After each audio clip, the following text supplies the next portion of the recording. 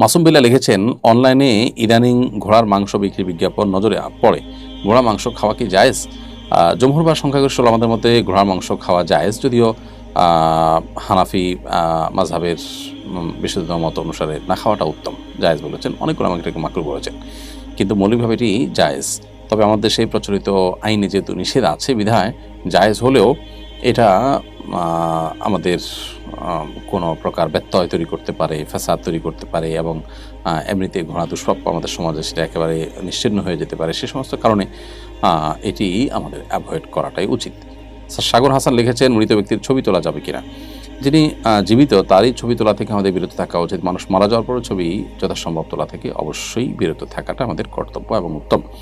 এরপরও যদি কেউ ছবি তুলে ফেলেন, সেটা প্রিন্ট না করে শুধু ফটোগ্রাফিক ছবি হিসেবে যদি থাকতে পারে, কিন্তু মানুষ মারা যাওয়ার পর চেহারার মধ্যে বিকৃতি অনেক সময় ঘটে, এজন্য তো যথাসম্ভব এগুলো অ্যাভয়েড করাটাই উচিত।